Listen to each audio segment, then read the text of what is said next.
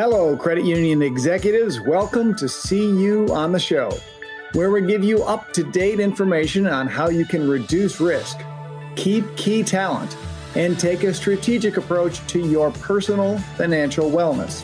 Hosted by me, Doug English, a certified financial planner and former credit union insider with ACT Advisors.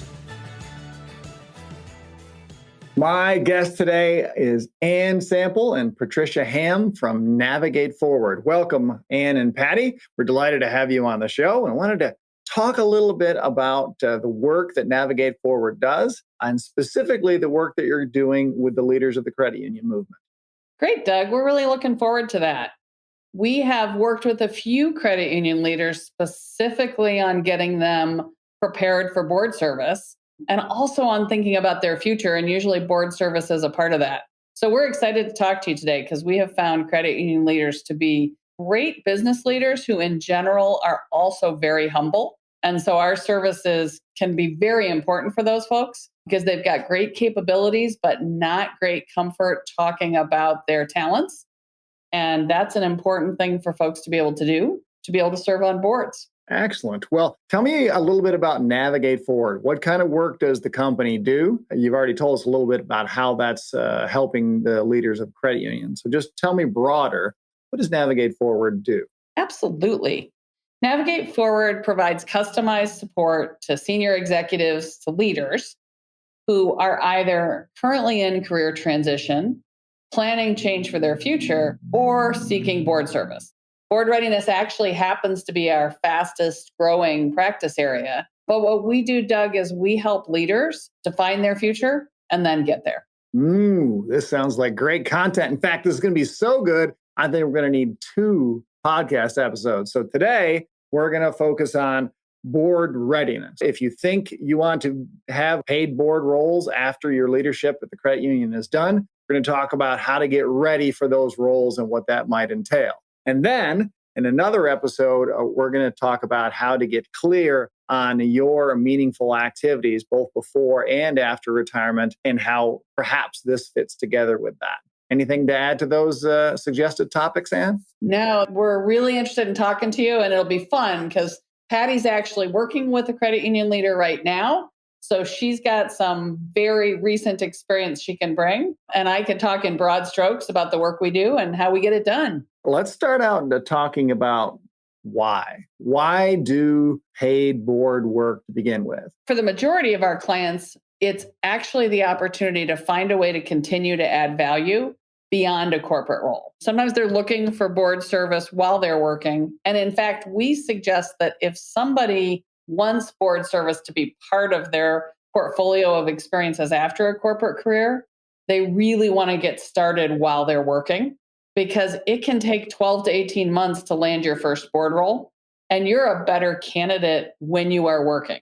So in general, I would say people come to us either because they're looking to supplement, they love their current role, but they want more, they want to be doing more, or they are looking to the future and recognizing that board service is going to be part of their life beyond corporate work, and they want to get on their first board now. In my work with credit union leaders, I see a lot of the desire to make a difference, to make an impact, to serve others. And I imagine, depending on what sort of board you're involved in, you might be able to continue that deliverable through board service.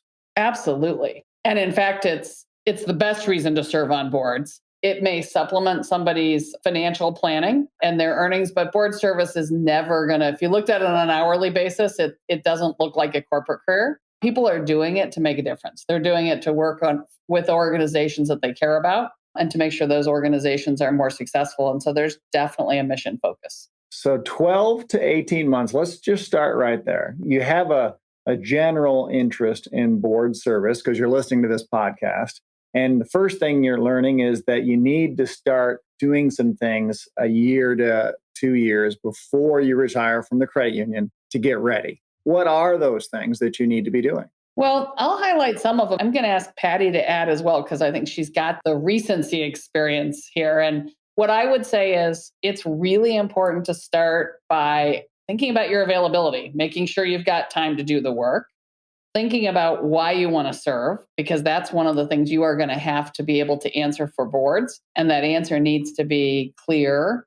And then it's also the right time to do a self-assessment and inventory of your experience. Think about what you can bring to a board. As you think about getting ready for board service, you're going to need to get a really clear market message. You're going to need to get materials together, and you're going to need to get out there and network, because that's how you're going to find the board role. And so the board readiness work is actually heavier at the front end of this process, because you got a lot of homework to do, and you need to really think through your language. And that has to be done, and you need to create materials. And when I talk about the 12 to 18 months, most of that 12 to 18 months is getting out there and networking. But up front, there's a whole process to go through. Patty, what kind of things have you started with as you think about, especially working with credit union leaders? Where's this process start? Yes, and I think you articulated many of the components, but we call it the discovery phase. And I think it is probably the most challenging for our leaders.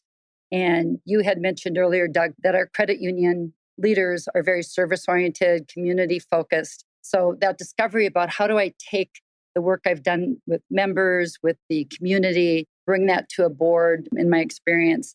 And it takes a lot of soul searching. So I think it's the challenging time, but it's also, I think, a very exciting time for the leaders I've worked with to go through that process. So getting clear on your why is what I'm hearing you both say, is to be very clear on who you are, what you have to bring, and why you want to do it. That's right. Let's say you have done that and you know what you want as far as the amount of time you can commit to it and the kind of difference that you would like to make. You said you need to get networking. And of course, in this situation, this leader is still working, actively leading their credit union. Where are they networking? Of course, they're actively leading their organization and they're busy. But the fact of the matter is they need to be out there networking with their own board members, with folks that are in their broader professional network. And they need to be helping people understand that they have an interest in board service. This is actually some of the easiest networking to do, right? It can be really tricky when somebody's looking for a new job. The way that they network has to be really sensitive because their current organization, the transparency can't be there. In this situation, there can be lots of transparency because you're leading a credit union, you've got a great organization, but you're ready to add board service. And so we help people think about the networking strategy and the plan they want to build, but it will take a lot of, we used to say when all of this happened in person that it would take a lot of cups of coffee or a lot of other beverages as you're networking your way through. Now it takes a lot of Zoom calls and a lot of phone conversations, but it's the same concept of being clear about why you want to be on a board, being clear about what you bring, and making sure people know about that, because most board roles are filled. There may be a recruiter involved, but they're filled because somebody on the board puts your name on the table. So networking with others that are already doing what you want to be doing is my takeaway from what you just said, is that ideally, and I'm thinking about credit union leaders are very often on a variety of industry boards, almost all of them non-paid positions. So it could be a challenge, I would imagine, for a credit union leader to find the ability to network with paid board members, especially outside of the credit union industry. Any guidance around how to go about kind of broadening that? I know with my current client, there were many aha moments about where that networking can take place. For instance, conferences and speaking engagements. All of a sudden, a new agenda came on his radar about there's people I'm going to want to meet at these professional meetings I'm at to have these conversations about board. And I think what Anne alluded to, it's not just the people who are on paid boards, but it could be a member in the credit union that can bring conversations about who they know in the industry or in the particular companies that the executive may be interested in pursuing a board role. As Anne mentioned, their own board members are on other boards. So that network continues to develop as you have one conversation and the network is further developed. So what I'm going to take from that is I immediately thought about credit union leaders. They have relationships with various large vendor companies that work with their credit union and have maybe for decades. And some of them may be potential networking opportunities for board members. And then significant members of the credit union that have that sort of entity structure. And it seems to me that simply having a list of who's already doing that, and maybe that list should be started a long time before 12 to 18 months out. I would think that that list could be started 5 years out of who's already in that space, who's already doing those sorts of things, or even has connections to that space for the paid board roles. You mentioned something a minute ago about recruiters for this space. Talk to me about how that works, recruiters for paid board service. Sure. Can I go back to one idea though, Doug? I want to add back to your networking. You can go back to all the ideas, Okay. Anne. Go ahead. Because I also think anytime I have interacted with a credit union leader, I have found because there is such a strong mission orientation, they also serve on great nonprofit boards. And again, as you're sitting on a nonprofit board, the others that are sitting around the board are coming from different backgrounds. And so whether it's industry boards that you're serving on, look at the others. Yeah, that industry board itself may not be a paying board role, but the board that's sitting at the table, if you think about the backgrounds of the others sitting in that non-paid board role or in that nonprofit, you're going to find people that are either leaders in other companies that have boards or that are also sitting on paid boards. And so it's really a matter of looking at the people that you're currently connected to. And we find people will say, I'm not sure I have that big a network. I don't know how I would leverage it for this. And once they start to think about who do you really know? Who's in your contact list? Who are you serving on boards with? You all of a sudden start to realize you've got a much richer starting point than you might have expected. And those people need to know that you're interested, because if they know that, they won't just be thinking about the nonprofit board you sit on. They're going to think about how much value you add there and say, well, wait a minute, I could use this person over here. So I wanted to go back to that. You also asked about recruiters, and it depends on the size of the organization and the size of the entity. When you look across board roles for small and medium-sized companies, sometimes they do their own board recruiting, or sometimes they use a local recruiter. Large entities, really, they use large search firms. And so there's a whole variety of people that are being paid retained fees to find board members with certain capabilities and attributes. And there are things that you need to do to make sure that those people can find you. At the same time, often those people actually end up, a company will hire a retained search firm to help fill a board seat. And what the retained search firm's actually doing is vetting all the candidates that the other board members bring to the table. And it's almost like a third party to do the vetting. Interesting. Now, is that part of the service that Navigate Forward offers? No. Where our sweet spot, Doug, is when you think about where we add value, we work with people who have the capabilities to serve on boards to help them do everything that they need to figure out how to capture and market those capabilities and how to have the conversations. We're not a placement firm. What we do is help people be successful in their search process. And there are retained fees, but it's what I tell people is you have to be careful because a retained firm is only going to have so many board roles to fill. So one of the common mistakes we find that people make is they'll say, I want to get on a board, but my buddy Bob or Suzanne they're a recruiter and they're going to find me a board role. Well, even the most active recruiters are going to have less than 15 board roles to fill a year. And the chances that those match your capabilities is pretty slim. So recruiters are a part of the process, but they're not going to help you find a board role. It's going to be about the activity that you do and the conversations that you have. Excellent. Excellent. So something that you said a second ago made me think about. So is the engagement with your company an engagement that the credit union typically has, or is it the executive that's making that engagement? As our services continue to grow and develop, typically it's been a person coming to us because they're interested in serving on a board.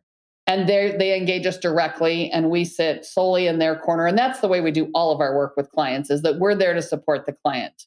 What is interesting, though, is I think as organizations in this great war for talent, as people are thinking about what they can be doing to keep and develop their talent, what has happened within the last 18 months or so is that companies have started to hire us to do board readiness work with their leaders as a way of retaining talent. Now, we haven't been hired by a credit union yet to do that, but we have a number of corporate entities that are using board readiness as part of their development approach, part of what they do for development planning for leaders. Interesting. Walk me through the logic to how would the company benefit from doing that? Can you help me with that? Sure. As a company, almost every organization, every board is concerned about retaining their CEO, right? They want to make sure that CEO is staying with their organization. And so if you think about a CEO that has already been to outside programs, been certified, kind of running out of ideas for development, well, a CEO can be a much better CEO if they've actually had experience seeing in another boardroom, in another sector, seeing how problems are being solved. And so companies are really doing it for several reasons. One is because it makes their senior leaders better.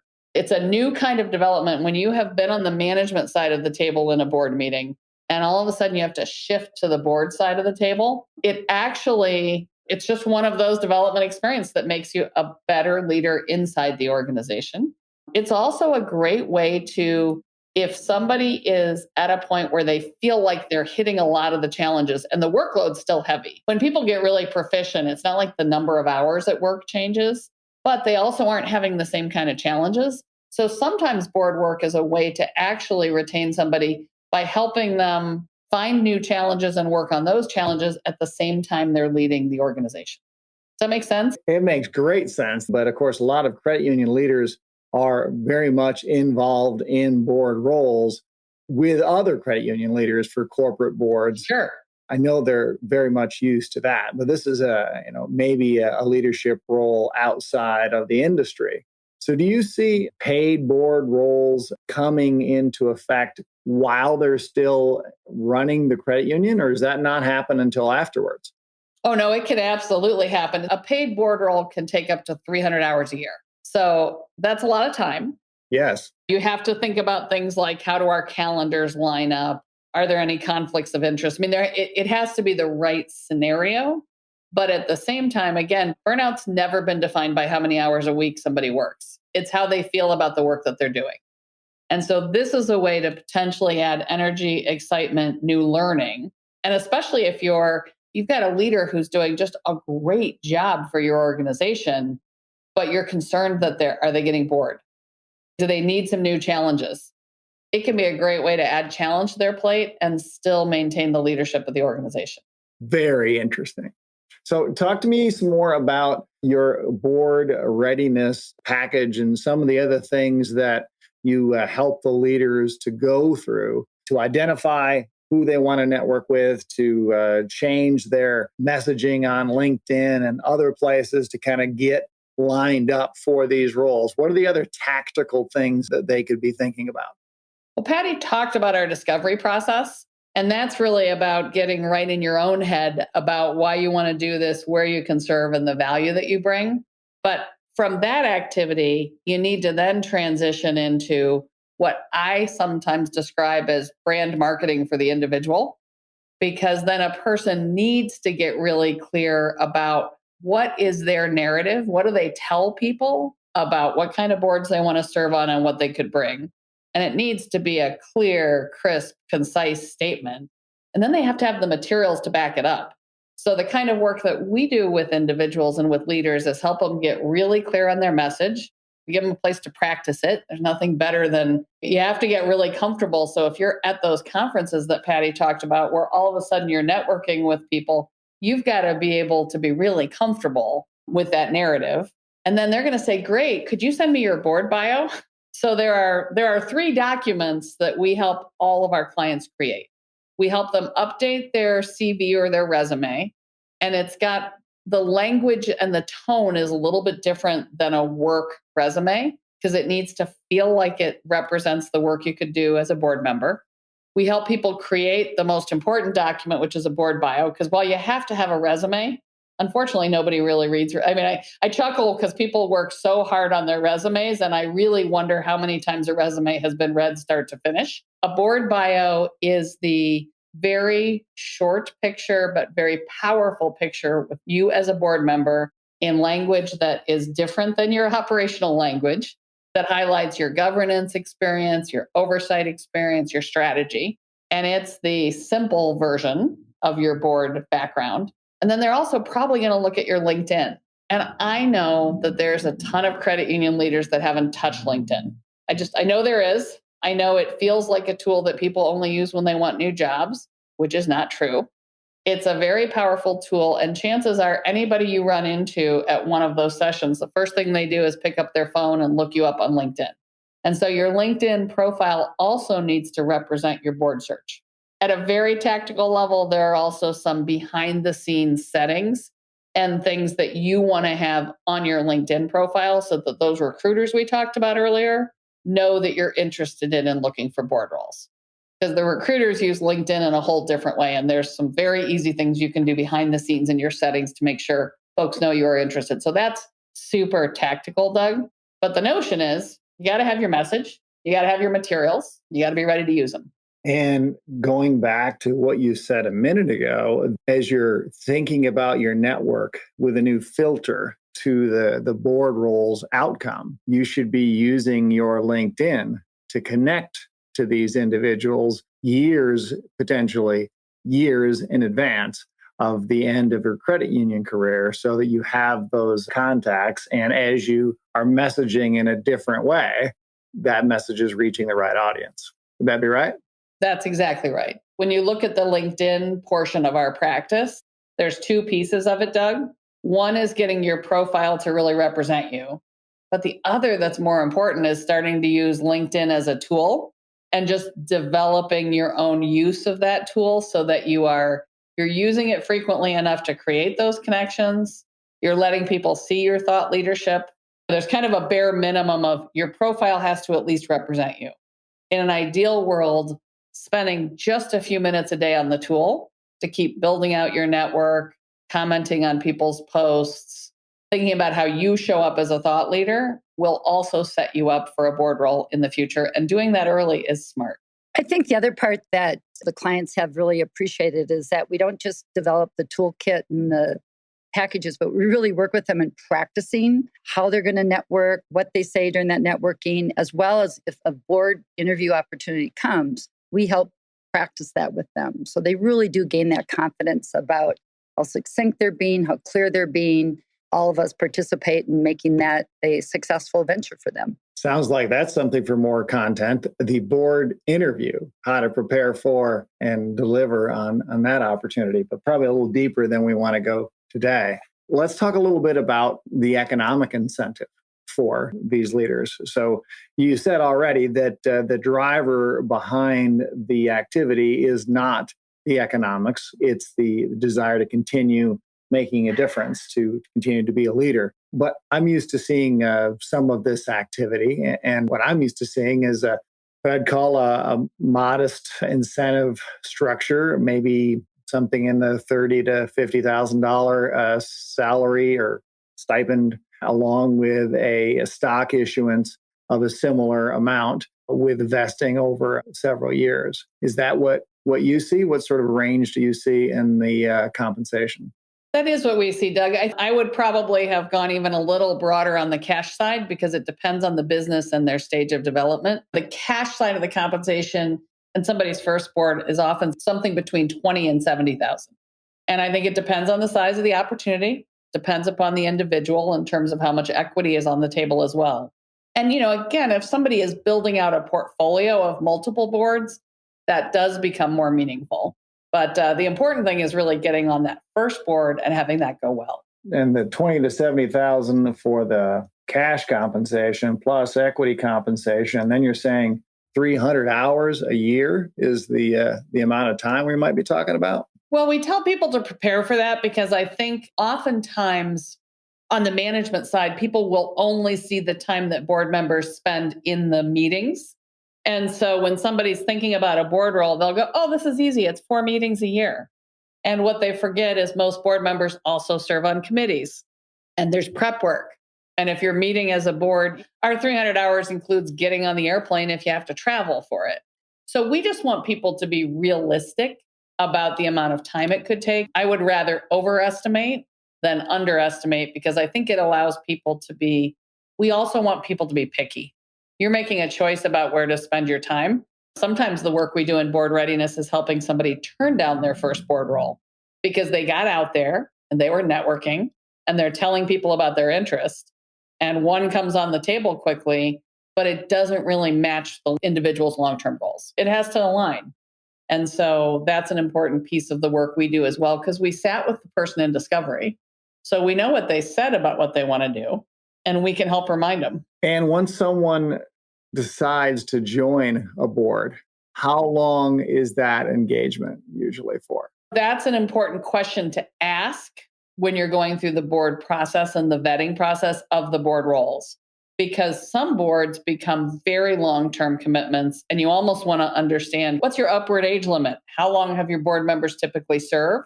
Boards are structured really differently. So I don't even have an average to share, Doug, because what I would tell you is it can be so different depending on, in the private company world, especially, those terms and tenures can be really different.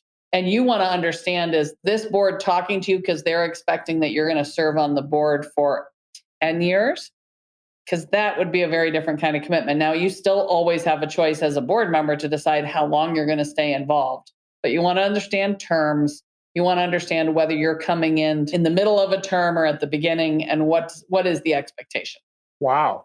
I had no idea that 10 years could be part of that equation. That is a very substantial commitment. Are your clients typically serving on more than one board at a time? I would say that it depends upon whether they're actively employed. What I have found is if companies are supporting a board role and if somebody is fitting it in with their active employment, they're on one board, maybe two, if they really have the time to fit that in. We certainly have clients that have come to us that are doing this at the end of their corporate career. And at that point, we have some clients that are serving on 4 and 5 boards. It's really hard to get the calendars to align. And I think it also depends on what somebody's plan for life after a corporate career. The individual who I'm thinking of, who's one of our clients who serves on those boards, is actually fairly young. She decided to go into board service instead of her corporate career. And she wants to be spending as much time on boards as she was in a corporate career. Others are looking at this as part of a plan, and they're also wanting to spend time with their family. They have service requirements they want to do. What I love about the work we do with people, especially through our legacy planning or through some of our other work, is we help people think about, where does board service fit in? If you're doing it to sit beside a corporate career, how much time do you have? If you're doing it as an off-ramp to your corporate career, what other things are important to you? Sometimes people are so wired to add value, they think they have to have a ton of corporate boards because that would be the same amount of value as I was adding to a credit union before. And at the end of the day, you want to make sure you're asking them to think about that in terms of their true interests and what their personal needs are. Awesome. Absolutely fascinating content. I am thrilled for the discussion that we've had. So as we wrap up our first episode, I would just hand it over to Ann and Patty for any final guidance or comments for our listeners that have some interest in further exploring board readiness. Doug, the thing I would add is that most people have trouble. We can help them almost from a translation standpoint to think about how to take the language that they typically have used to describe their accomplishments and to go from sounding like an operator or a leader who's been running a credit union to using language that sounds more like a board member. I think that's harder for individuals to do without help. What I would always say as a tip is sometimes people will talk to us about our board readiness service and say, you know what, I got it. I totally hear what you're saying, Ann and Patty. I'm good. I'm good to go. I'm going to go out there and tap my network. And what they find is they're interviewing for board roles, but they're actually getting offered leadership roles. And the reason that's happening is because when they show up, the examples that they share and the way they talk about their work makes them sound like the great leader that they are of an organization. And so instead, you need to step back and think about the role of a board. The famous quote is, noses in, fingers out. Great board members ask great questions. Great board members bring strategic thought leadership. They don't actually lead the change that the organization goes through. They ask the questions to help the organization identify the change. And so I think that really thinking about your language is one of the important things that we didn't talk about. And I think that's an important part of the services we often provide. Patty, what else have we forgotten? I don't think it's anything that's been forgotten, but what I do think has been appreciated from clients is that it's similar to the work we do in helping executive find a new role. They're transitioning from the current role, want to find a new industry or a new role. It's foreign territory. A lot of our executives have been in positions for 15, 20 years, and this is a new thought they have, a new arena to explore. So it's foreign landscape. And I think the confidence that they can gain through having a partner to guide them through the process is one of the key benefits.